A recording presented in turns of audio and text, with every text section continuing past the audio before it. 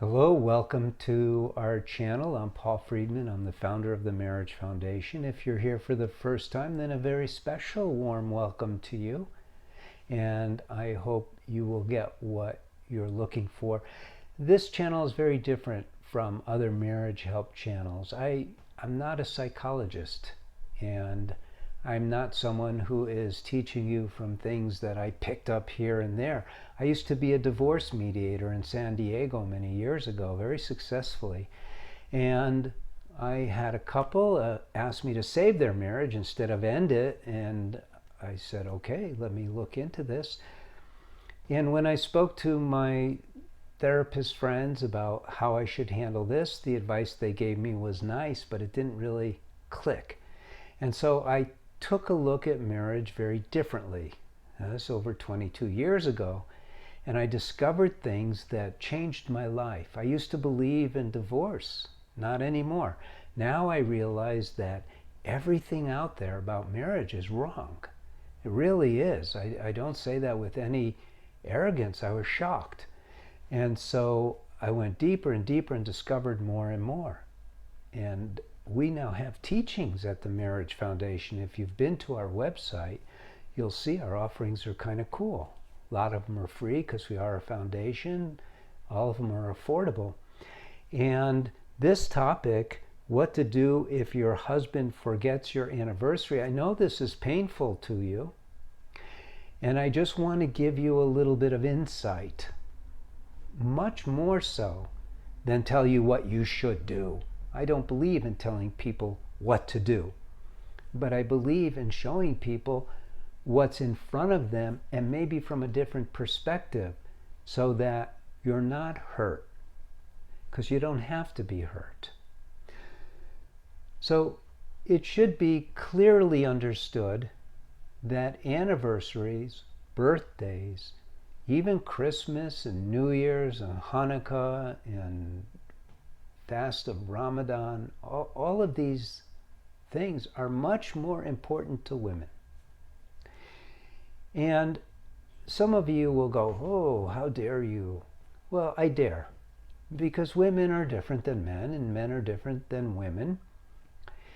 And to pretend that, well, okay, but in this area, well, the truth of the matter is that men are less inclined to even remember their own birthday, which is also an anniversary.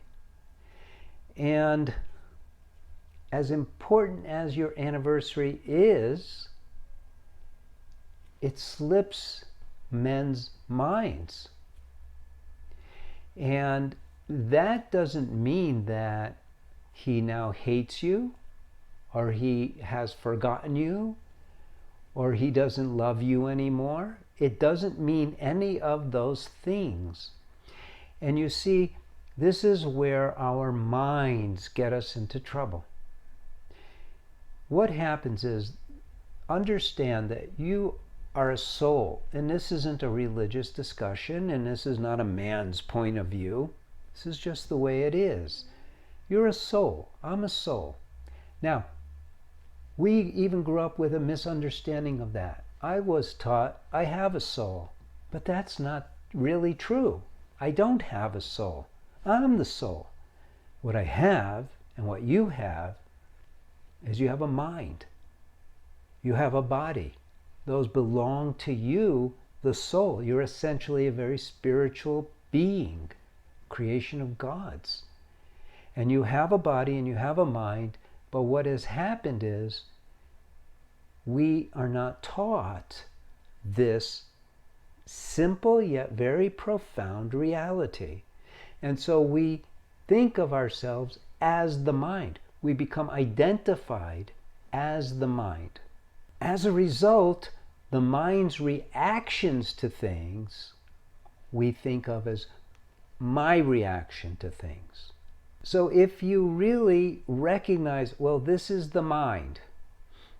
This is the mind saying that I have been jilted or cast aside or not thought of. And the mind has these conditions for its safety It's security. Men have it too, but they're different. And so it becomes exaggerated.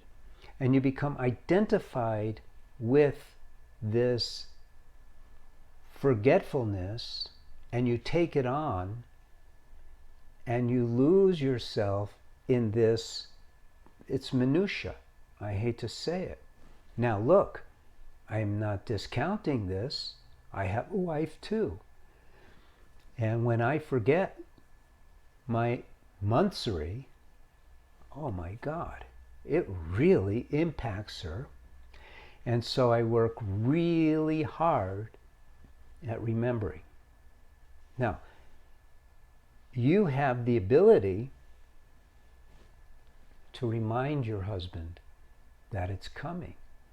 And you can do things like a month before, you can start going, wow, wouldn't it be nice to do such and such on our anniversary?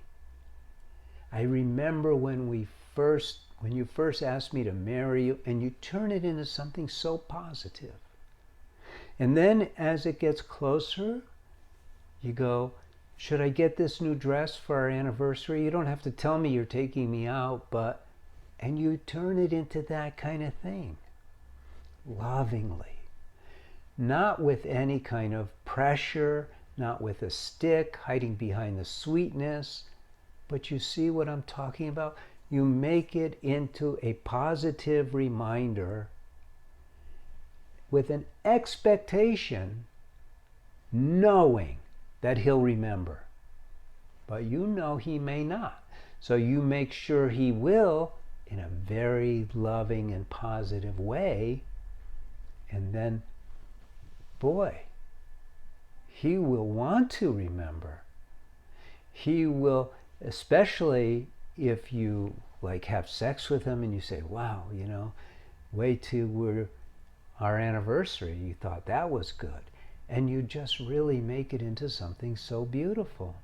Marriage is not intended to have any suffering in it whatsoever. The purpose of marriage is so that we can learn to love unconditionally and enjoy, be happy. I've even redefined marriage. I say marriage is an individual spiritual path that they take with their soulmate. What's a spiritual path? It is a path that is laid out for the purpose of achieving ultimate happiness and love. That's all that a spiritual path is. It's exactly what you want to do in your marriage, isn't it? So hopefully this helped you. Hopefully you're now going to go, this guy has really got some good stuff. I'm going to subscribe. So you could subscribe. You also ought to look at our website, because we have a lot of offerings. Some of them are free. All of them are affordable. We even have an Ask a Counselor page. And if you're a therapist, well, honestly, if you're a therapist, you're not searching this question. But maybe you've been following me and you've been thinking about, I do want to become a TMF certified marriage counselor. Then by all means, sign up. We want to train you. We want to have lots and lots and lots of people who are getting this kind of message out about marriage. It's all positive, all sweet, all loving. So leave a like. Leave a positive comment if you'd like, and I really appreciate you. God bless you. You're a wonderful human being, and I hope to see you again. Take care.